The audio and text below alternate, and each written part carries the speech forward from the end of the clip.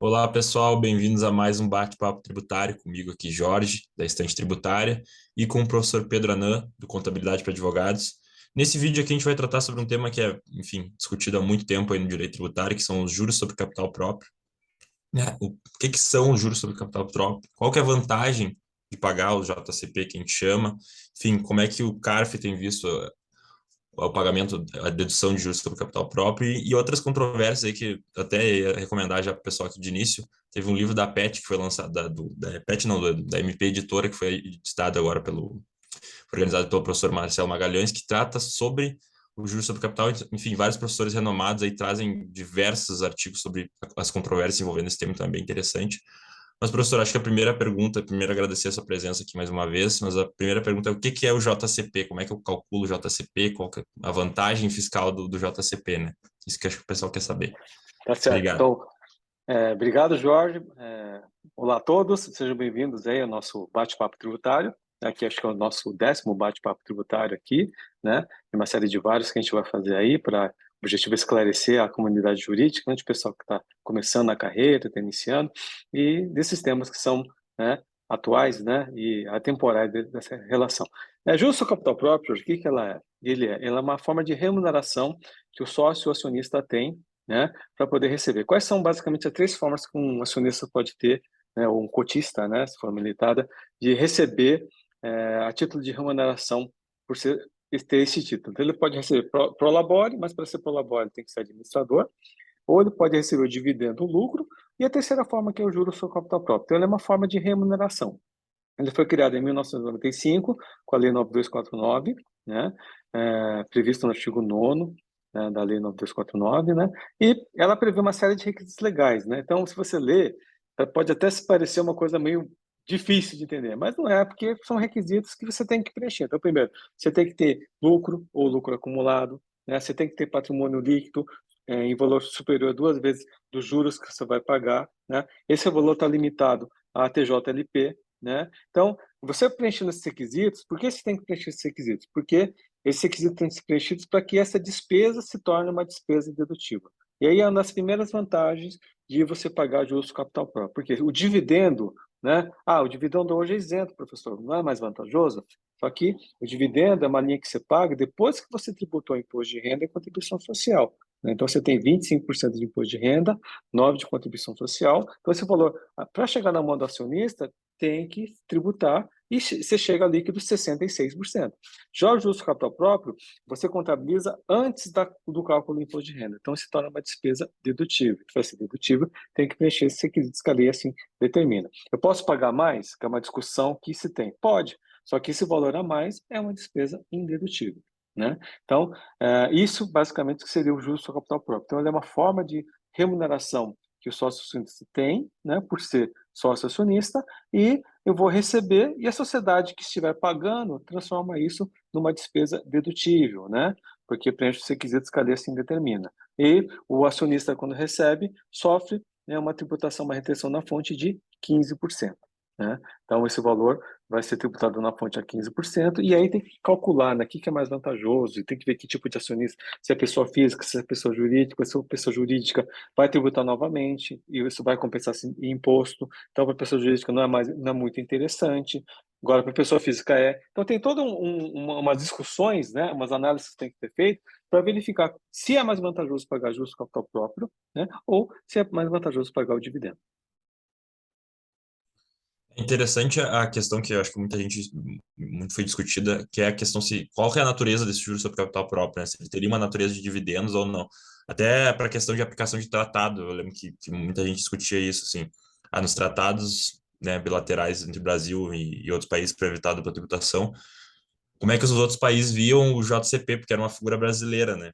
Sim, sim, sim, sim. Até o professor Alberto Xavier, acho que defendia que o JCP tinha natureza de dividendos, então é interessante ver que, enfim, são coisas diferentes, né?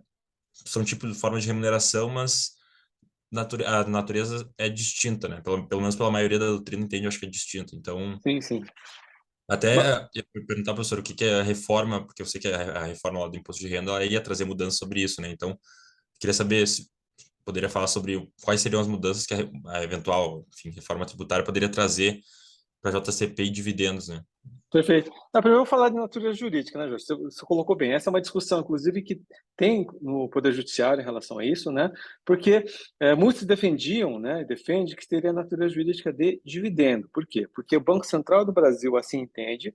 Então, para o Banco Central do Brasil, ela tem uma natureza jurídica de dividendo. E a CVM também, porque a CVM, o que ela determinava? Ela determinava que esse valor não poderia ser contabilizado como despesa, mas para fins fiscais você contabilizava como despesa e depois se tornava. Então, para a CVM não tinha efeito contábil, né? Porque saía da linha do dividendo, né? Receita Federal, qual que é o posicionamento? Receita financeira. Se é receita financeira, quem recebe vai ser tributado. Qual que é a importância disso, né? Para o Brasil. Se tem natureza jurídica de dividendo, quem recebe, esse é um rendimento isento, portanto, né? Não seria tributado para PIS e COFINS, por exemplo. Né? Porque esse não seria tributado. Tanto é que a Receita, em várias manifestações, solução de consulta e instrução normativa, sempre deixou claro, isso, a Receita Financeira não é tributada por PIS e COFINS, com exceção de juros sobre capital próprio. Então, juros sobre capital próprio para a Receita, para PIS e COFINS não é receita, né? Não é receita financeira. Então, você fica aquela coisa, né? Ou seja, para uma coisa é, para uma coisa não é. Então, qual que é? Para que linha eu devo correr, né? Então, essa é a discussão que tem em relação a isso. A reforma tributária, né, que né, o ministro Paulo Guedes quis implementar, e felizmente acabou não indo para frente, né? Porque eu diria, de reforma não tem nada, na verdade é para piorar o mundo do contribuinte, que ia mexer com muita coisa que já está funcionando muito bem. Então, o justo capital próprio, ele seria revogado, então não se tornaria mais uma despesa dedutível. Então, no produto de serviço tributário, você poderia até pagar o justo capital próprio, ia ser considerado uma remuneração qualquer, né? Despesa indedutível, portanto, não valeria mais. E aí, por outro lado, né, que essa reforma também traria, além de revogar a dedutibilidade do justo capital próprio, né, porque ele revoga o artigo da Lei 949 que prevê o tratamento, ela tributaria o dividendo. Então, o dividendo que hoje é isento passaria a ser tributado por força dessa reforma tributária, né? Então, seria uma maneira que eles criaram para aumentar a arrecadação. Então, vamos depender da eleição, quem vai ganhar, né? Se permanecer o governo, talvez ele querer continuar. E se mudar o governo, né? Então, não sei o que vem, né? Então, tem muita coisa aí que fez. E que isso fez, né? Muitas empresas, com medo da reforma passar, começaram a antecipar o pagamento de juros sobre capital próprio. Começaram a provisionar e estavam preparando para fazer o pagamento disso até o final desse ano aqui. Inclusive, a lei não era muito clara, essa questão do juros capital próprio retroativo, se poderia fazer ou não. Então, para evitar confusão, todo mundo estava fazendo um cálculo aí meio maluco para poder fazer o pagamento desses valores aí até o dia 31 de dezembro desse ano. Aí. Essa é outra questão que traz um problema também, traz discussões, que é o JCP retroativo, né?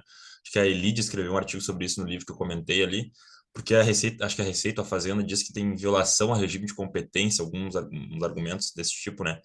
Então, esse tema de JCP retroativo também é um tema que traz bastante discussão.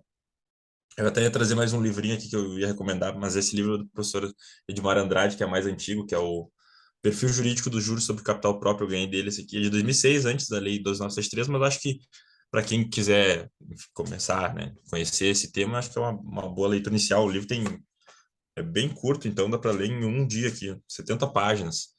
Então Perfeito. depois a gente pode avançar para outras leituras, né? Pode ler o seu curso de imposto de renda, enfim, livros Isso. maiores, mas acho que para quem quiser começar é um bom livro. Eu já dei Sim, uma lida sim. nele. E é importante, Então, porque você falou, essa discussão da regime se eu posso pagar o justo capital retroativo ou não, né? Então, qual que é a posição da Receita, né? Sempre foi, você deve contabilizar por competência, porque ele tem que contabilizar, se é de 2006, vai ser no ano de 2006, 2005, 2005, assim, sucessivamente. Qual que é a discussão que tem, né? A lei não faz essa restrição, não tem discussão. Ela não determina quando você tem que pagar. Você pode pagar. Então, qual que é a grande é, preocupação, qual a demanda que se existe, né, Jorge? Tem muitas empresas, ainda hoje, por incrível que pareça, não pagam, não fazem esse tipo de remuneração. Não sabe qual que é a vantagem. Por quê? Tem aquela coisa na cabeça. Ah, dividendo é isento, é mais vantajoso, vou pagar dividendo. Só que se você botar na ponta do lápis, o juros capital próprio, ele acaba sendo interessante. Você reduz a tributação da pessoa jurídica e dá os benefícios para o sócio acionista, se for pessoa física, se for um residente no exterior. Por quê? É uma tributação na fonte, né? Exclusiva da fonte para aquele que é o beneficiário.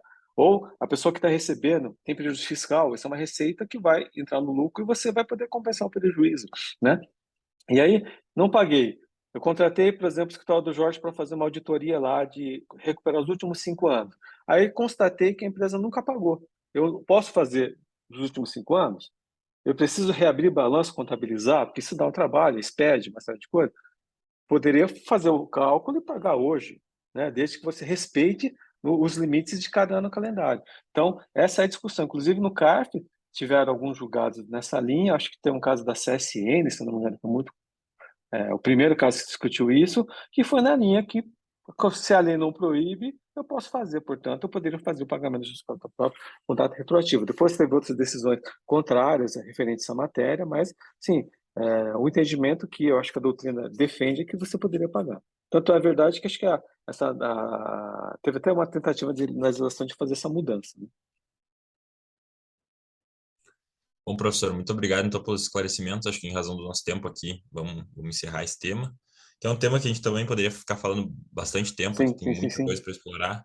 Acho que a própria PET fez uma palestra esses tempos sobre juros sobre capital próprio no lançamento desse livro que eu falei, e lá eles discutiram alguns desses temas que a gente só pincelou aqui, né? Foi uma reunião de 2 horas e meia, então, muito mais tempo. Então, quem tiver interesse também pode entrar ali no canal da PET, dar uma olhada nas lives deles, mas muito obrigado, professor, pelos ensinamentos aí de sempre, e até o próximo vídeo.